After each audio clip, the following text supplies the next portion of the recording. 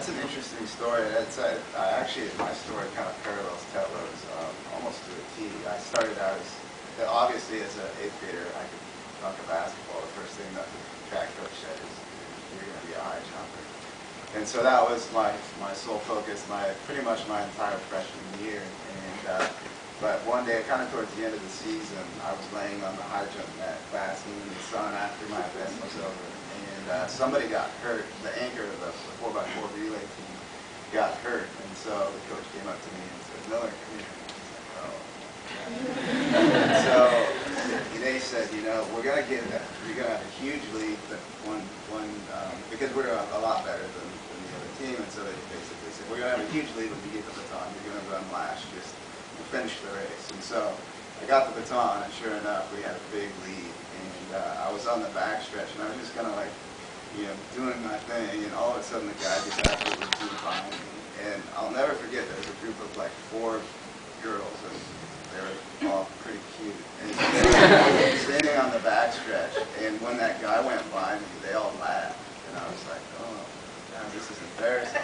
So I started to run a little bit faster, and kind of with about 50 meters to go, I caught back up to him and passed him, and we won. And so that was it. I never competed in the high jump again.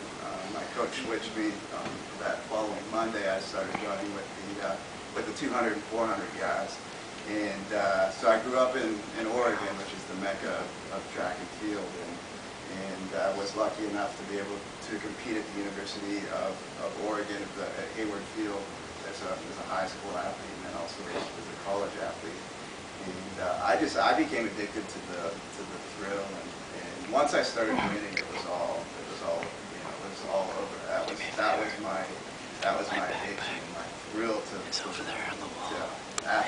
athletics. And I continued to compete in other sports in high school. The one that Barb's standing next to is football.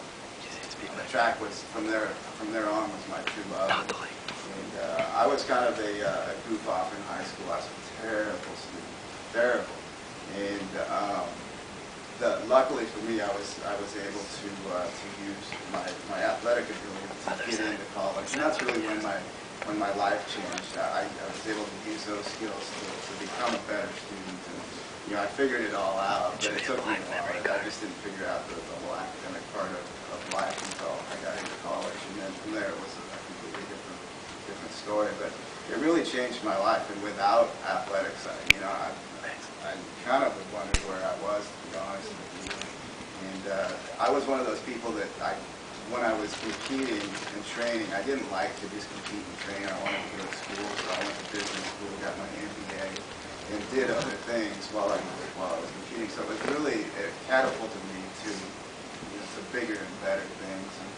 And I really attribute the sport of track and field for a lot of my success. And these guys have actually hit on this a couple of times. I mean, right now, as Dave mentioned, I'm the director of financial aid here on campus. And we have, I have a staff of 30, 35 people. And when I'm hiring people, I always look at resumes, and I always look for, if there's 2 candidates and they're both equally qualified, if one of them says that they were a college athlete or a high school athlete, I'm going to pick the athlete every time because of the work ethic and just the determination it takes to compete even at the high school level. It just sets people apart, and those are the types of people I like to surround myself with.